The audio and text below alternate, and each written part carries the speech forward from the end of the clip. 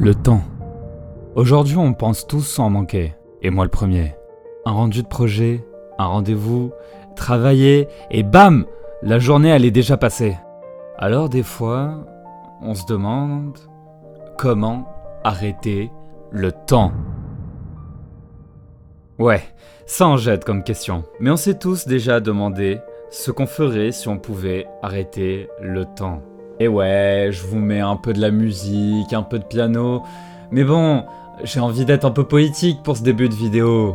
Parce que, vous regardez pas des vidéos pour vous hébéter.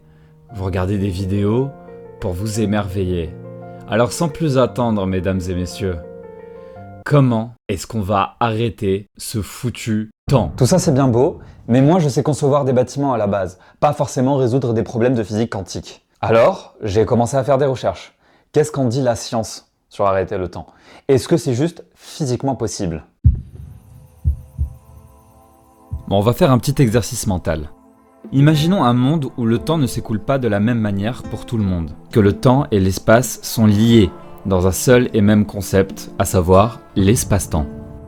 En gros, l'espace-temps, ça signifie que tout ce qui affecte l'un affecte l'autre. Imaginons que vous êtes dans un vaisseau spatial et que vous vous rapprochez d'un énorme trou noir. Et un trou noir, on le sait très bien, c'est un endroit dans l'espace avec une gravité extrêmement forte. Et à mesure qu'on se rapproche du trou noir, on commence à remarquer quelque chose de bizarre. Si vous avez une montre, et j'espère que vous avez une montre, eh bien vous remarquez que cette dernière commence à ralentir.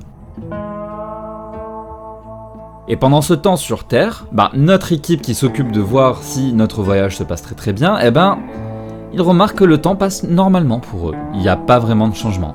En fait, pour eux, notre vaisseau semble prendre une éternité pour arriver près du trou noir. Ce qui se passe ici donc, c'est que la gravité du trou noir est tellement puissante qu'elle fait ralentir le temps uniquement près de lui. Ok, trop bien, on est dans un trou noir, on peut ralentir le temps, c'est génial, mais ça ne nous avance à rien. Mais c'est là qu'on arrive à un problème. Parce que physiquement, le temps, on ne peut pas vraiment l'arrêter.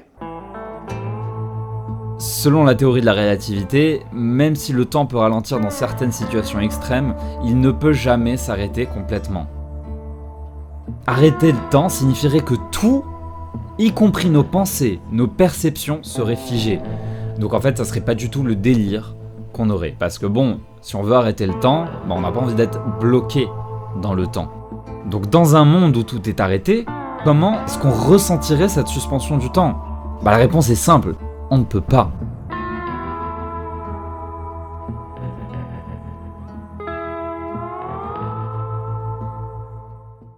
Alors on fait quoi ? Parce que bon, vous avez cliqué sur cette vidéo, c'est pas pour qu'un mec vous dise « Ouais, surprise, surprise, on ne peut pas arrêter le temps ». Moi, j'ai envie de vous emmener dans une direction un peu plus intéressante. Il y a des manières de manipuler le temps. Et je veux jouer sur justement cette notion du ralentissement du temps pour faire comme si on allait l'arrêter. Et ça me rappelle une histoire, ou plutôt une anecdote, que j'aimerais bien vous raconter. 1962. Le gars dont je vais vous parler, c'est un mec un peu fou. C'est un spéléologue français qui s'appelle Michel Siffre. Et pourquoi il va nous intéresser ? C'est parce qu'il va entreprendre une expérience super intéressante et surtout très audacieuse. Il veut explorer les mystères de la perception humaine du temps. Et ça nous intéresse. Et ce qu'il va faire, c'est qu'il va s'isoler dans le gouffre de Scarasson, une grotte profonde, dépourvue de lumière naturelle et d'indications temporelles.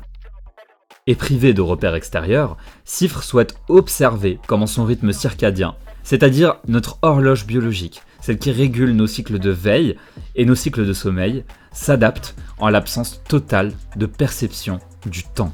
Et vous allez voir que les résultats sont même assez choquants. Au fil des jours, sans la succession du jour et de la nuit pour guider son horloge interne, Siffre va peu à peu constater une désynchronisation progressive. Ses cycles de sommeil s'allongent. Sa perception du temps devient de plus en plus floue. Lorsqu'il émerge enfin de la grotte, il pense avoir passé 35 jours. Et vous voulez savoir peut-être combien de jours c'était au total ? Allez, je vous laisse deviner. C'était quoi ? 40, 20 jours, 10 jours ? C'était 60 jours qui se sont en réalité écoulés. 60 jours ! C'est la preuve que notre perception du temps est largement influencée par notre environnement. Et c'est là qu'on va parler d'architecture. Parce que pour ceux qui ne me connaissent pas, bonjour, moi c'est Hannes et je parle d'architecture sur cette chaîne YouTube. Abonnez-vous si ça vous intéresse.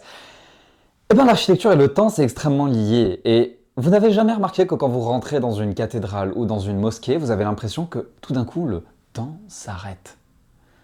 Parce qu'il y a une espèce de notion de silence. Parce que la lumière est manipulée d'une certaine manière. Parce que justement il y a une ambiance qui est particulière. Surtout quand on est tout seul et qu'il n'y a pas 90 000 touristes.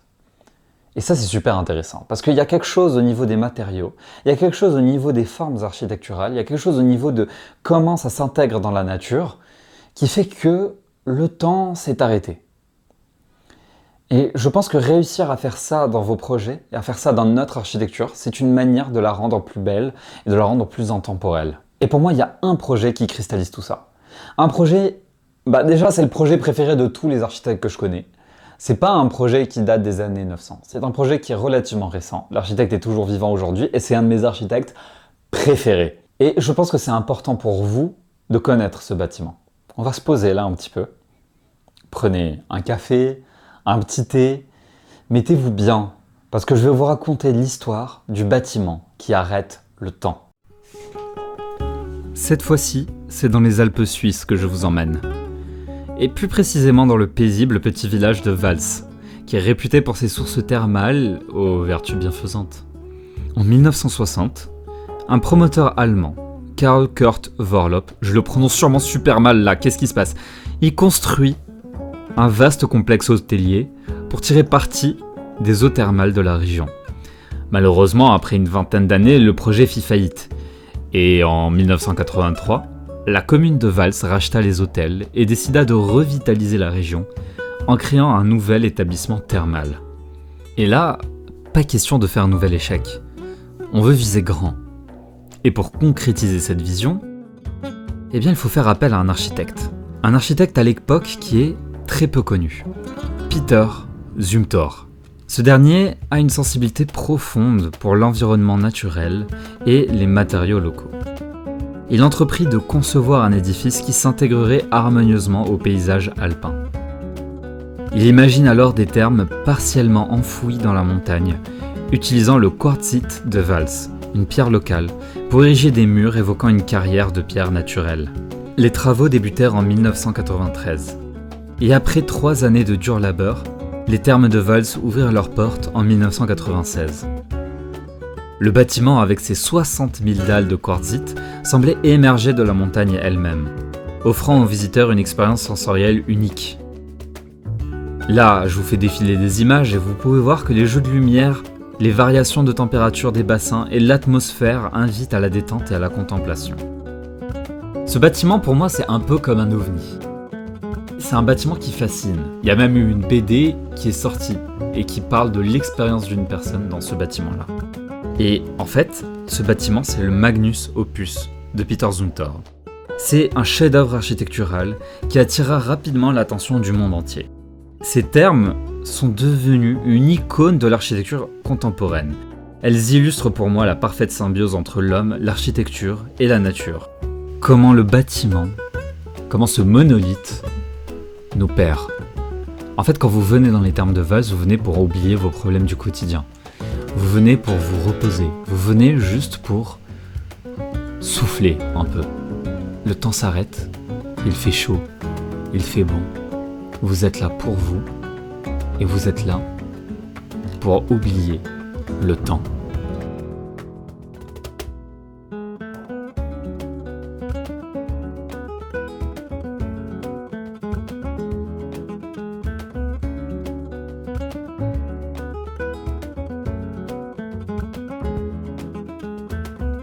Et voilà comment on peut arrêter le temps. Avec l'architecture. Oui, ok, j'ai menti. Ok. Mais avouez que vous avez quand même passé un bon moment. Ok, voilà, bon, bah c'est avec l'architecture, hein, vous vous êtes fait avoir, ok. Mais je vous avais appris quelque chose dans cette vidéo, hein. Non, mais vous avez vu une vidéo d'architecture alors que vous êtes même pas intéressé par l'architecture. En fait, je sais juste pas comment finir cette vidéo, hein. Et voilà, vous savez comment arrêter le temps maintenant. Faites de l'architecture, hein. Ok, allez, bye.